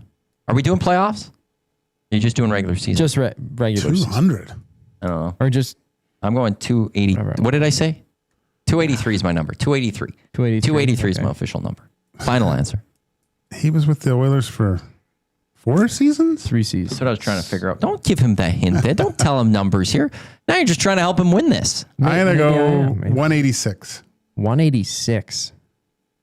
You know what? I'm not even going to give you another guess. That was so close. 190. You're 4 off. So close. And now it's this 1-1. one doesn't even get another guess. Like maybe I would have guessed it dead on there. Like just rigging this completely against me. Yes. Unbelievable. This is changing the rules on the fly here. I know. I'm not going to do another guess for this one. The other one gives other guesses. Let's go, Coop. I know you weren't going to guess. It's 1-1. Relax, man. Yeah, jeez. He's rigging this against me. Don't worry about it. Okay, how many Don't points? worry about being rigged against. How many points did he have in 190 games? Yeah, he's got to go first. Why are you looking at me? I know. I just want to see your reaction. Let's see. I'm going to say 115. 115 is your guess. Okay. Maddie? 150. 150 is your guess. That is also wrong. I know. I was trying to. Close. Were we doing other guesses here? When we're within 5, we automatically win, I guess. Sure. Yeah, that's the rule. That's You get to make the rules now. You're now even making the rules now. In between those two numbers. So in between. So he knows what he has to go do. So now you know what you have to go. No, it's okay. What was your first guess? 115. Oh boy. What did you say? 150. 150. So between 115 and 136. 136. Is that many points? How many games played did he have? 190. You know what? I'm going to give you another guess. Who? Me. Yeah. Yeah, he's got 2 guesses. I only have 1 guess so far. What is this? I know. 137. See, 137. You went the wrong way, Maddie. It's Gager. It's 132 points he had in 190 games. Wow. You were within 4, but the rule. The new wasn't rule I made. 2-1. I love it. Good. Yeah, 2-1. Yeah. Give it to me, Coop. I love Matt's reaction. Yeah. It does make no sense, but oh boy. Okay. In his best season, Tyson Barrie, when he had 59 points in 78 games, which team was he playing for? Got to be Colorado Avalanche. Yeah. There we go. 3-1. All right. 2 teams to choose from, basically. 3. He would not have done that in Toronto. There's a reason he left Toronto, and he didn't do that in Nashville. But he had a good first season with Toronto, didn't he? No. He didn't have...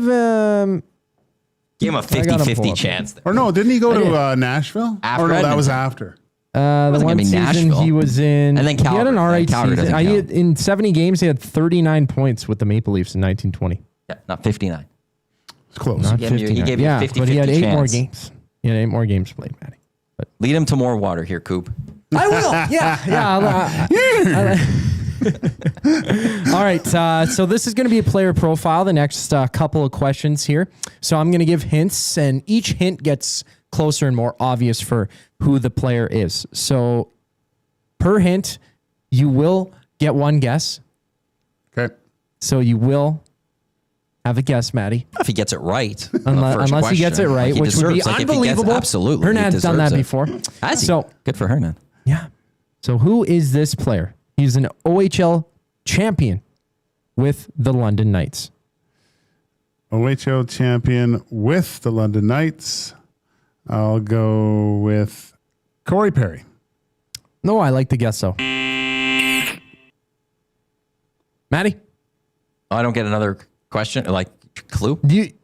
No? Okay. Robbie Shrimp. This player, OHL champion with the Knights and a 4th rounder in 2012. Gager? 4th rounder. 2012. Mm-hmm. Who was Well, Sam it's Gagner? hard when you go. No, he's like 09, 08. Yeah. Was he? Yeah. And he was like... That's the one I was overall. thinking. I was going to throw that one out there too. Oh. Yeah. 4th rounder. 4th rounder. 4th rounder. Not 4th overall. I was thinking, were you thinking 4th overall? Whatever. Yeah. Never mind. Was he 4th? He wasn't 4th. He was like 5th. Was he? Wasn't he? I thought he was second 6th. round. Sam Gagner was a 1st rounder. Oh, was he? He was 6th overall, I think. I think 6th 6th overall, because yeah. if the Oilers finished 5th, they would have jumped up to 1 because that was year the Blackhawks finished 5th and they jumped up to 1 and took Patty Kane. Yeah. Okay. That is At least not that Sam wasn't the Gagner. question. I don't know my London Knights that well. I know, it's weird when you start with... Well, I did, where like, they are in there, the it tens closes is the when window, I stopped yeah. caring about the CHL to a degree, and I stopped focusing on it. So that was your guess? Sam Gagner? Yes, it was. Yes, okay. Maddie? It's like a basketball buzzer. You might as well just give me the buzzer almost right away here, because I don't even know any London I Knights. got my I know finger Dale Hunter. That's it, and it's not him. It is not. You don't overthink it though. I will overthink because I don't know any London Knights that are coming across my head. I'll pass. I'm giving up. Pass. Wow. Well, the hard pass, hey? I was going to run out of time here. Yeah, I guess so. He scored 30 goals once. Give me the names again, or the clues again. All right. OHL champion with the Knights, 4th rounder in 2012, scored 30 goals once, and I'm going to give not one but 2 hits. So that was the next hint. But he also played for 4 NHL teams. So scored 30 goals once, 4 NHL teams, a 4th rounder in 2012, and an OHL champion with the London Knights. Who went 1st overall in 2012? Wow. Was that the... We'll go look it up quickly. You can look at the computer. Yeah. Is that okay if I ask that question? You got to ask first. Oh, yeah. This will help us with the draft at least. Hernan asks tons of questions. Oh, does How he? am I blanking on this? Jeez. I don't remember. Yakupov. That was the Yakupov year. That was Okay. Yakupov. They all. Oh, that's a bad draft year, just overall. Yeah. I'm trying to think. No, this guy's I still got playing nothing. hockey. I know. That's the thing. I got nothing. Okay, I'll give some more hints then. Okay, you guys good with that? Maddie, Sure. do you have any issues? No, I want to work with Gager to try to figure this one out together almost right this now. one's too hard. I thought, okay. He played in the AHL and NHL last season. How many players did that? That He really played, he played for the Blackhawks, Kings, Oilers, and Red Wings. Blackhawks. Kings, Oilers, and Red Wings.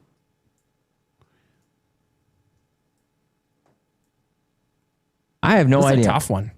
I'm sure somebody has the nasty chat right now. Hernan would have got this like 3 times already. Well, He usually just guesses it. I don't know how he does it. I'm blanking on names, just overall. His knowledge of drafts after 2010 is quite. Is it solid? It's pretty good. I don't know. I just didn't even know the order, the rotation. So like, he didn't play many games with the Oilers. I know, but it's probably Nathan Walker, the Aussie. I'm just throwing him out there, just because anytime I get to use Nathan Walker, I'm gonna use. That's your favorite player. I love yeah, Nathan yeah. Walker. I want a Nathan Walker Oilers jersey so bad. I'm out. I'm willing to just the next hint. Sam Gagner. Ryan Spooner. No. Gager. I got nothing. Dylan Strome. Ryan Strome. Wow. Andreas Athanasiou. I forget about him all the time. Right. Yeah, or He Sam played for Gagner was London. traded for him. Wow, I didn't even know. Yeah, I didn't know he played for London. Yeah. And a champion. Sam Gagner and 2 second-rounders. Kenny Holland, right? Right. Sam Gagner was part of that too, wasn't he? I vividly remember that. That was like 2018. It was 2020. It was like during COVID, yeah. It was 2020. During It was COVID. the February of 2020, or I think it was Feb 28th, because Mike Green. Hey, I used Mike Green on this. Mike Green was traded. That like the Oilers got Mike Green. They got Athanasiou. Did they do something else? They made some odd moves. No, everyone praised those moves at the time. Yeah. And the thing was, Athanasiou, if we all were told that the cap was going to go up $7 million. Yeah. And then COVID fully changed all that. And had the cap gone up $7 million, they would have qualified Athanasiou, no problem. And they had an asset there. But because the cap stayed flat, they couldn't qualify him at that number. That was like 2 point something. And they had to just let him walk. And it was a loss of picks. I will forever give Ken Holland a get out of jail free card for that trade, because no one expected what was coming. And really, you didn't get a good sample size of what Athanasiou would have looked like. It could have worked perfectly. He got a couple of games. 9 games. Season shuts down. Yeah. We have to go into a bubble with these hockey. Yeah, you're not going to get your chemistry with this team. No. Well, the next season, 23 points, 10 goals, and 47 games in LA. Yeah, he was a player, man. He was good. He was speedy. I will give Ken Holland, like when that trade happened, I remember being in the 1260 offices and everyone was losing their mind. Like people, oh my God, what a great trade. Like, and I will never criticize Ken Holland for that trade deadline ever. No. Like, and then Mike Green didn't show up because he didn't want to come to the bubble. No, he was hurt. He didn't want to go into the bubble. Yeah, but he was done. Like I remember seeing him walking right. And remember, because he didn't finish he had like a high ankle sprain. He wouldn't have been able to play anyways. So it was just one of those. Because he retired. He retired after that. Yeah. Do you have any more questions for us? Or I do, but I'm not sure if you guys would. Well, let's go another one. Okay. Let's see what we got. We got like a couple more minutes before we'll end this heat. All right, this one's going to be a quick one. Well, I'm going to try and make it. Okay, he broke in with the Senators. So I forgot to mention these are all former Oilers. Oh, okay. That was very that good would to be know. a huge hint. Probably you guys still would have not got Andreas Athanasiou, but this former Oiler broke in with the Sens and is an AHL champion. That doesn't really matter. Sean Van Allen. Sean Van Allen. What a name, but no. Well, it's right. Cody Ceci. And then your next hint, he wrapped up his career in New Jersey. So started with the Sens, won with the Senators AHL franchise, and wrapped up his career in New Jersey. Oh, so this is more recent. Sean Van Allen. No. Sens, Edmonton. Won a championship? In the AHL, yeah. Yeah. He had 133 penalty minutes in that championship season. Oof. That's pretty crazy. No 190 something from Christian Novelak with the Edmonton Oilers. Franchise leader. I don't know. Or your leader. I got nothing. What do you got, Matty? Eric Greiba. Yeah. Hey, wow. nice. I didn't recall the Senators, but the Devils. That's how I got it. Really? I was thinking Oilers to the Devils. That's Greiba. cool. Yeah. So he played 4 seasons with the Binghamton. Yeah. Binghamton. Okay. I've never seen that name before. Yeah. Senators won in the AHL there and then started with the Ottawa Senators, came over to the Oilers 15-16, played there until 2017-18, played in Bakersfield that year as well, and then went on to wrap up his career with the Devils, 10 games in the NHL, and then sent down to the Binghamton Devils. He's a good guy. Met him a couple times. Yeah, cooking show now? Yeah, he's a hunting / cooking guy. One more. Okay. It's 3-2. This is a good one. Yeah. You could win this or we could tie it. Well, you're going here because you got the last one. Okay. This player, I get to start. Former Oiler, is a Swiss hockey player. Johan Ovitu. Johan OV2. No. I think it's French, actually. Michelle Reason. Slap shot. Linus Olmark. Or Omark, but that has... I was thinking of wrong. That's wrong. Gager. Tobias Reeder. Right-handed slap shot. Swiss player. It's going to bother me when the name comes out. It's now I can see the player, but I can't. Nikita Nikitin for now. I need to get more clues out there. No. No, it's Russian. Thomas Vanek. No, he was... You get another hint. Hint. No, he doesn't. No, I start. He started. Thomas Vanek. Okay. No. Thank you for being legit on Following the rules. This guy over here. 91. Right-handed slap shot. Swiss. Nothing, eh? Pull you Yarvi right now. Again, I'm just trying to get names out there. 91. Drake Kajula. Didn't he wear 91? No. This player only played for the Oilers in the NHL. Oh. Jesse Owensu. I feel like throwing up names right now. When he says it, I'm going to be so upset with myself. I know it. I know. Yeah.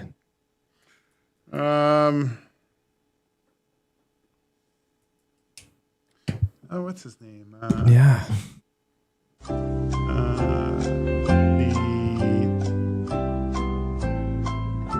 God! Now I know it. It's the guy from the United Cup, isn't it? I'm gonna say no. You took too long on that one. All right. He had 5 goals, 5 assists, 1 season. Gaetan Haas. That's it. Yes. Yes. Don't set it up. I knew it was coming. You had I had to think that one, and then it was like I was like, okay, crap. Who was it? Gaetan Haas. There we go. 3-3. He had the famous slap shot when the Oilers beat the Senators, I think 4-2. He went for last second slap shot from where the ring out line would be, like just over the blue line. The buzzer went and he shot it in. Never counted. I should have remembered that. That would have been a beautiful goal, but it never counted. Boom. We tied. I'm still undefeated. Nice. And he and Smoke. As much as Coop tried to blow it for me, as much as Coop tried to rig this against me, I fought against him. I should get half a point for leading you. I don't care. Pete and I got Smoke the and now point. the fog. You got that part wrong, and I snagged it. Shoot. I snagged it. I should remember that. Thank you for finding that one out. Good job, gents. I wouldn't have got it without anything else. It was the United Cup. Yeah, I know. I was like, yes, okay. That's going to get me here. He's Joaquin Gage. I'm Matt Iwanyk. That's Zachary Kubish on the other side. You could always text us in the River Cree inbox, 780-218-9999. Tap 25 Restaurant, $18.99 prime rib special. Available 7 days a week from 11:30 a.m. till 11 p.m. Available for dine and takeout. Not available on show nights. We'll wrap up EST Afternoons, get you set for the Reed Wilkins Show with Jay Milne and Tom Gazzola next year on Edmonton Sports Talk, your clear choice for Edmonton Sports. Good job, boys.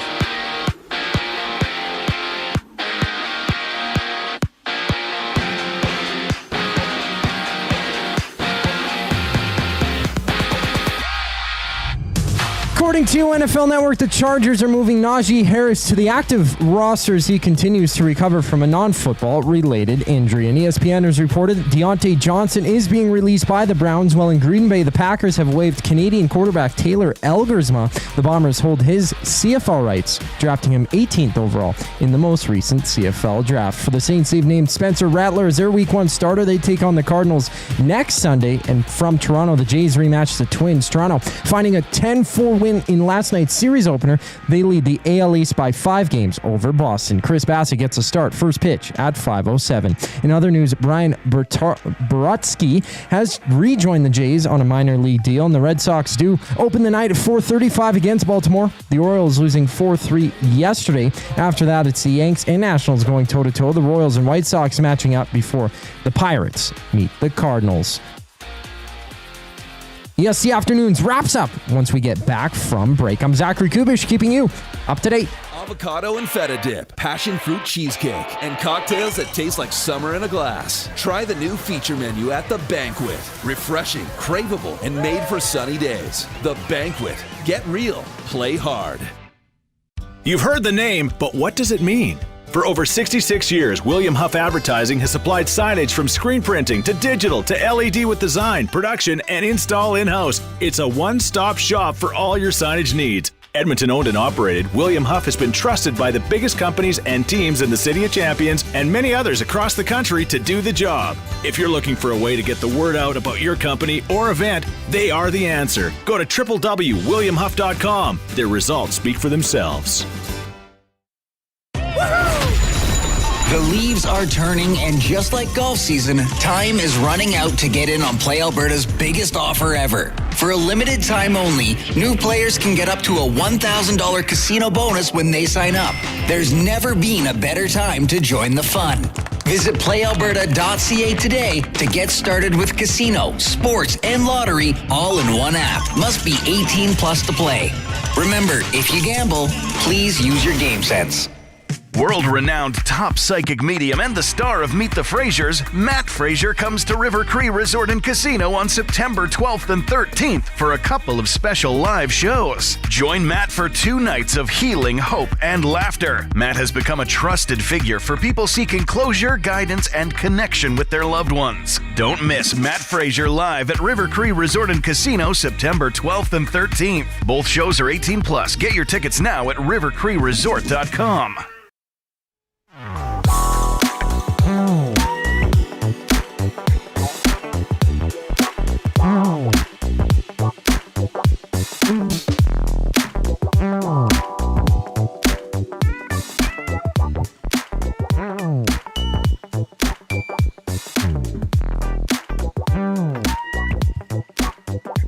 We're back. EST Afternoons, Matt Iwanyk in for Hernan Tellis, alongside Joaquin Gage, Zachary Kubish. Portions of this hour of the Hangout, they are brought to you by the Canadian Brewhouse. Summer seating up at the Canadian Brewhouse as it is outside. With Kronos $100,000 summer send-off, win one of 10 $10,000 travel vouchers draws every 10 days until August 31st. So only a couple more days for this one. Kick back on the patio with a nice cold Corona, grab a souvenir bucket, and enter to win your dream trip. No purchase necessary. Detail in store. Also, again, shout out to Patty at the Canadian Brewhouse for setting it up, that Jay and I will be able to be at the Brewhouse in Calgary on University Ave on Monday for the Green and Gold kickoff and post-game shows. So the game's 4. So when we get to Calgary, I'll rush over to the Canadian Brewhouse at University Ave for 3 o'clock. Jay and I will broadcast the Green and Gold kickoff show from there. We'll head back to McMahon Stadium while everyone else is at McMahon cheering on the Elks. Then once that game ends, we'll be back at that CBH with the post-game show. CBHs are everywhere. They're amazing. They're the best. Thank you to Patty as well, though, for getting us at the CBH in Calgary for that Monday. This has been a fun show. It's been great, Maddie. You got a career at this. Oh, so do you. Thanks. Coop's got a career in this, not as a game show host. I will say that one. Well, if I didn't make the rules, maybe. I just have to understand. Just write them out. We need 10 rules. I want 10 rules by next week. Gotcha. 10 rules. What do we've got? Keegan Bradley going to be playing in the Ryder Cup. That's the report. That is the captain. He's going to select himself. So we'll have to pay attention to that and see what happens for that one. Spencer Rattler. I haven't mentioned this one too. Saints starting quarterback for this upcoming NFL season. Coming up next on Edmonton Sports Talk, across all of our audio streams on YouTube, as well as will be podcasted later. It is the Reed Wilkins Show. Jay Milne, Tom Gazzola in for this Tuesday on the show today. Dennis Bernstein of the Fourth Period, as well as Jed Roberts will be on the show with Tommy and Jay. That will take you until 6 o'clock on our audio streams across all of our audio channels. VIP Golf Show replay, 6 o'clock till 8 o'clock as well. We'll be back tomorrow, 1 till 3. I'll do it again. Then Hernan will be back on Thursday. What about that crazy bastard's up to? Enjoying this heat better. Oh, right. He loves this heat. Like I do. Someone that we were talking about who sits out in the sun and tends their privates. He better be one that's out in this. If we're going to rank them, he's number one. Well, Trev's up there too now with his sending gratuitous buttocks pics in the wild. That were also asked for, but almost kind of. Were they? But they were asked for one person, but Jay asked for them. But he gave them to everybody. Oh, but then he deleted it quickly. Yeah. I don't know how many people got that picture. I'd like to thank our guest, Bryan DeArdo of CBS Sports, as well as Dave Naylor of TSN. Thank you to all the nasties for tuning in, whether it be on our audio streams on YouTube or listening to this on podcast. We appreciate it. Zach, great job on the other side of the camera. On behalf of Zach, Joaquin, I am Matt. Thanks for tuning in to the EST Afternoons. Up next in just a few minutes, right here on your Clear Choice for Edmonton Sports, presented by Play Alberta, Edmonton Sports Talk. It is the Reed Wilkins Show. Jay Milne, Tom Gazzola, Zach Kubish. That's to come in just a few minutes. Don't go anywhere.